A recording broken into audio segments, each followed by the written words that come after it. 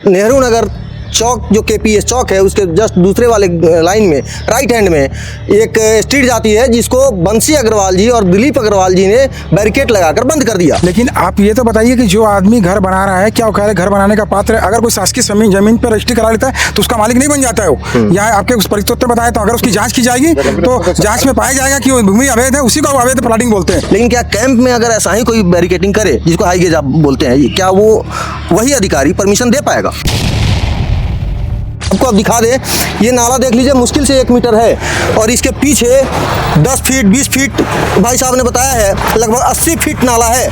कि जो आप बैरिकेडिंग बोल रहे हैं ये हाई गेज बैरिकेडिंग है जिसको यहाँ 2005 से लगी हुई है। उसमें मात्र भारी वाहन जो होते हैं जिस प्रकार कॉमर्शियल चार हाईवा हो गई या टिप टिलर हो गए, उनके प्रवेश को यहाँ पर 2005 से रहवासियों के निवेदन पर नगर निगम द्वारा रोका गया था, क्योंकि 2005 में यहाँ पर एक घटना हो चुकी है, एक बच्चे की मृत्यु हो गई थी। क्योंकि शासकीय भूमि भी है, कार्रवाई हो तो गरीबों पर भी हो, गरीबों के अतिक्रमण पर भी हो, और अगर अमीर करते हैं तो अमीरों के अतिक्रमण पर भी हो। दिविजा इंटीरियो बिलाई का ट्रस्टेड इंटीरियर डिजाइनिंग और मैन्युफैक्चरिंग स्टूडियो, जहां हर डिजाइन सिर्फ बनाया नहीं जाता बल्कि महसूस किया जाता है, और इसी सोच को हकीकत में बदल रहा है दिविजा इंटीरियो। कल हमने एक खबर बनाई थी, खबर को आप लोगों ने बहुत सराहा था। उस खबर में यह दिखाया था कि नेहरू नगर चौक जो केपीएस चौक है उसके जस्ट दूसरे वाले लाइन में राइट हैंड में एक स्ट्रीट जाती है जिसको बंसी अग्रवाल जी और दिलीप अग्रवाल जी ने बैरिकेड लगाकर बंद कर दिया। इन्होंने हमसे कांटेक्ट किया, बताया कि भैया जो आप बोल रहे हैं वो गलत बात है। तो हमने सोचा कि इनका पक्ष रखना जरूरी है, क्योंकि कमेंट भी कर रहे थे, और जब हमने अधिकारियों से इस पर बातचीत की थी तो अधिकारी ने बताया था कि हमने उसको पहले भी तोड़ा है, फिर शाम तक तोड़ देंगे। हालांकि टूटी नहीं है, अब क्योंकि सामने में है तो इनका पक्ष रखना जरूरी है। पूछते हैं इनसे, भैया आप जो आवेदन लगाए थे क्या हुआ उस पर? सबसे पहले तो आपको जानकारी देना चाहता हूँ कि जो आप बैरिकेडिंग बोल रहे हैं ये हाई गेज बैरिकेडिंग है जिसको यहाँ 2005 से लगी हुई है। उसमें मात्र भारी वाहन जो होते हैं जिस प्रकार कॉमर्शियल चार हाईवा हो गई या टिप टिलर हो गए, उनके प्रवेश को यहाँ पर 2005 से रहवासियों के निवेदन पर नगर निगम द्वारा रोका गया था, क्योंकि 2005 में यहाँ पर एक घटना हो चुकी है, एक बच्चे की मृत्यु हो गई थी। उसके बाद से यहाँ रोका गया, चूँकि ये एरिया जो है स्कूल क्षेत्र का है और यहाँ पर स्कूल के कम से कम जिस मार्ग पर आप खड़े हैं रोज़ 500 से 1000 बच्चे इस मार्ग से आवागमन करते हैं। वहाँ पर जो आपको शिकायत मिली या जो आप जानकारी चाह रहे हैं, किसी भी मार्ग को अवरुद्ध नहीं किया गया, कोई अतिक्रमण नहीं किया गया, किसी को भी रोका नहीं गया। कुछ कमर्शियल वाहन जो यहाँ पर आप देख रहे हैं पीछे खड़े हुए अनाधिकृत रूप से अपने भवन का निर्माण कर रहे हैं, वो यहाँ पर अवैध मुरम का परिवहन कर रहे थे, जिसको हमने कई बार उनके कहने पर निवेदन करने पर आने दिया। परंतु जब ये सिलसिला लगातार बढ़ते जा रहा था तो हम रहवासियों ने इसका विरोध किया और उनको बोला कि आप इस रास्ते से ये इसको अलाना, और वो भी दिन में आना जाना ना करें। उस पर उन्होंने नगर निगम में एक झूठी शिकायत की, जिसकी शिकायत की प्रति मैंने आपको उपलब्ध करा दी है। उसमें उन्होंने हमारे खिलाफ ये लिखा कि ये यहाँ पर आने जाने नहीं दिया जा रहा है, एम्बुलेंस नहीं आ सकती, फायर ब्रिगेड नहीं आ सकती, ऐसी झूठी शिकायत जिस पे निगम ने यहाँ पर कार्रवाई की। निगम ने हमारा पक्ष नहीं सुना, क्योंकि हम भी बाहर थे। हमने निगम से संपर्क किया, नगर निगम को वास्तु स्थिति की जानकारी दी। हमारे आवेदन पे नेहरू नगर रेस्ट एसोसिएशन के आवेदन पे, जिसका मैं अध्यक्ष बंसी अग्रवाल हूँ, उन्होंने यहाँ पर स्थल का मुआयना किया। इस स्थल में देखा कि यहाँ पर अवैध रूप से ये गैरेज चल रहा है, जो यहाँ एक नहर बहती है जिसको अभी एक नाली बना दिया गया है। करते दिखाते तो आप उस नहर को देखिए, नहर को नाली बना दिया गया है, उस पर अवैध कब्जा कर लिया गया है। और यहाँ पर जितने प्लॉटिंग देख रहे हैं, ये मैं आपको लिखित रूप से देने को तैयार हूँ कि ये अनलीगल प्लॉटिंग हो रही है। इसकी शिकायत हमने उस दिन आयुक्त महोदय से की है, उन्होंने हमारे सामने इसको शासकीय सीमांकन के लिए आदेशित कर दिया है। अभी ये दूध का दूध पानी का पानी हो जाएगा कि यहाँ किसको आने की अनुमति है, क्योंकि कोई भी नगर निगम, कोई भी शासकीय संस्था किसी भी अवैध प्लॉटिंग के लिए परिवहन करने की अनुमति नहीं देता। दूसरा, अभी जिस आप नहर की बात कर रहे थे, क्या वो ये वही नहर है? हाँ, ये वही नहर है जो आप नाली के रूप में देख रही है। ये तो अभी 3 फीट का नहर हो गया, 1 मीटर भी नहीं है। हाँ, ये 3 फीट हो गई है, हो गई नहीं, कर दी गई है। पहले ये यहाँ से आगे आप देख रहे हैं 24 फीट नहर के रूप में बहती आ रही है, इसको यहाँ 3 फीट का रूप दे दिया गया। इसके परिणाम स्वरूप क्या हो रहा है, बारिश में पानी जो है वहाँ बैक फ्लो मारता है। वहाँ के रहवासियों की हमारे पास लगातार शिकायत आ रही है कि पानी वहाँ भरता है। अभी आप वस्तु स्थिति की जानकारी लीजिए, थोड़ा कैमरा वहाँ भी दिखाइए। अभी एक भाई साहब है, इनका घर इसके पीछे में है, दिखाइएगा जरा, पीछे कर दीजिए। ये जो स्ट्रीट है, इसके पीछे वाले स्ट्रीट में इनका घर है, पीछे के पीछे। हाँ, पीछे के पीछे वाले में बन रहा है। उधर ये नाले की चौड़ाई कितनी है? बहुत ज्यादा है। वहाँ तो कम से कम नाले की चौड़ाई 10-12 फीट है, और लेकिन जो नहर के साथ मिलाएंगे तो 80-100 फीट है पूरी।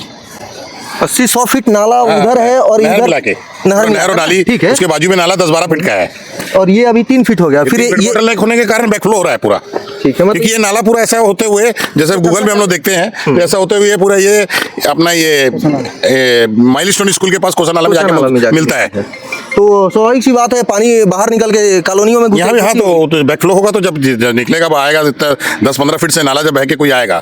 और छोटा इस पर आप लोग आवेदन कभी नहीं दिए? आवेदन निवेदन तो कर रहे हैं, हम लोग तो सारे रहवासी कर रहे हैं, नगर निगम में आवेदन किया हुआ है और उसकी बहुत बुरी स्थिति तो है। ठीक है। अच्छा, एक बात बताइए, जिस पर हम कल खबर बनाए थे, हो सकता है आपको ऐसा लगा होगा कि हम एक तरफा खबर दिखाएं, हालांकि ऐसा बात नहीं है। अगर ऐसा रहता तो हम आपसे मिलने नहीं आते। ये जो जगह है ये क्या शासकीय है? मैं आपको सबसे पहले बताता हूँ कि हम ऐसा कुछ भी नहीं सोचते। एक हमारा को आपसे जरूर शिकायत थी कि आप हमारा पक्ष भी सुनते, और धन्यवाद देना चाहता हूँ कि आज आप हमारा पक्ष सुनने के लिए आए।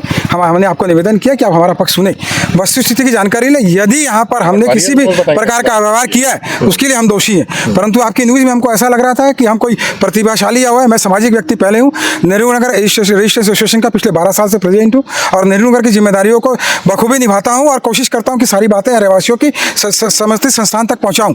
क्योंकि ये मामला व्यक्तिगत मेरा भी जुड़ा हुआ है और मैंने देखा यहाँ पर कुछ लोग अवैध घर में प्लाटिंग कर रहे थे, लेकिन उनके द्वारा जो है हमको कुछ किसी प्रकार का वो नहीं किया जा रहा था। नगर निगम क्षेत्र के बाहर का क्षेत्र है, तो हमने इसमें बिल्कुल भी कभी भी कोई ऑब्जेक्शन नहीं लिया।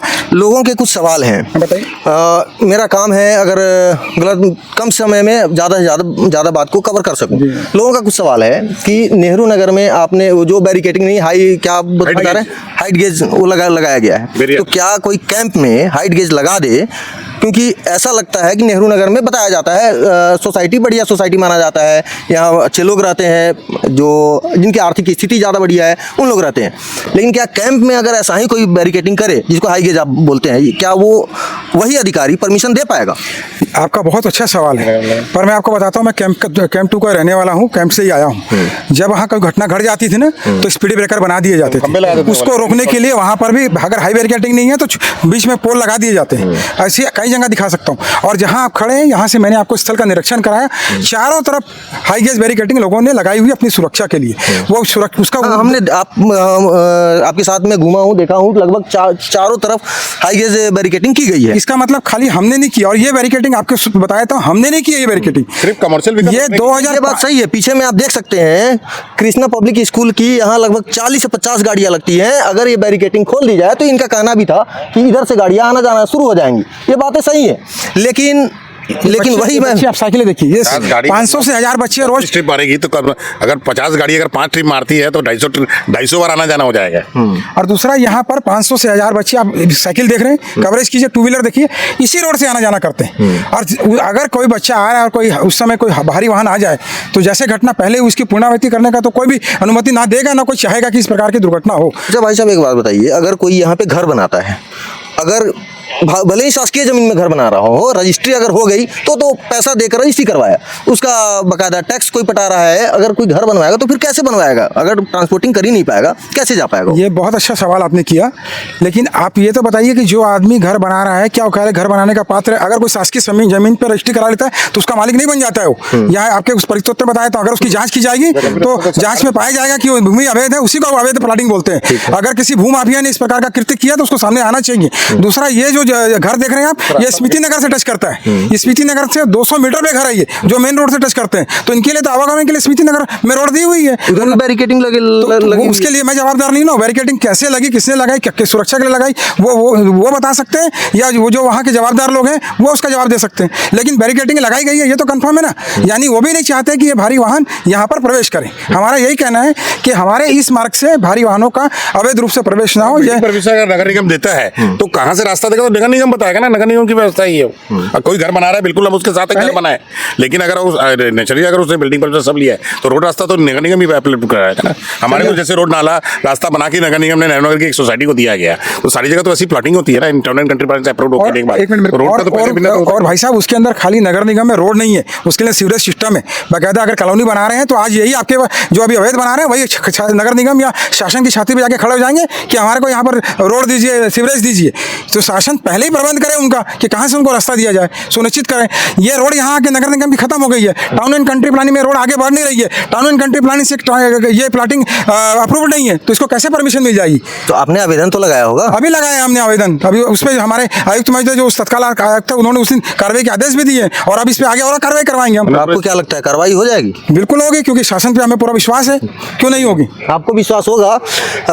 मैं कहीं भी संशय इस चीज़ में नहीं रखता हूं कि शासन कार्रवाई नहीं कर सकती है, बस उनके कलम में शायद स्याही समाप्त हो जाता है। आपको अब दिखा दे, ये नाला देख लीजिए, मुश्किल से 1 मीटर है और इसके पीछे 10 फीट 20 फीट भाई साहब ने बताया है, लगभग 80 फीट नाला है। अब नाले को नाली में परिवर्तित कर दिया जाता है और प्लाटिंग चालू कर दिया जाता है। अब जो हमारे शहर में नई आयुक्त आई हैं सुश्री सुरीचा मैडम, बताया जाता है बहुत कानून व्यवस्था को सुधारने में सक्षम है और बढ़िया काम करती हैं, ऐसा बताया जाता है। अभी हम देखे नहीं है ऐसा कुछ कार्रवाई करते हुए। अब देखना यह है कि ये जो पॉश एरिया है यहाँ पर क्या वो कार्रवाई करवा पाएंगी? फिर से बोल ले रहा हूँ, क्या वो यहाँ पे कार्रवाई करवा पाएंगी कि सिर्फ रावण भाटा में ही कार्रवाई होगा? जहाँ पर किताब पुस्तक की दुकान है सिर्फ वहीं कार्रवाई होगी। एक और चीज़ आपको दिखा देता हूँ, पीछे में देख लीजिए, केपीएस स्कूल है, ये शासकीय भूमि बताई जा रही है और लगभग 60-70 स्कूल की बसें यहाँ लगती है। क्या यहाँ पर कार्रवाई करेंगे वो, या फिर लीज पर देकर रखे हैं? क्योंकि शासकीय भूमि भी है, कार्रवाई हो तो गरीबों पर भी हो, गरीबों के अतिक्रमण पर भी हो, और अगर अमीर करते हैं तो अमीरों के अतिक्रमण पर भी हो।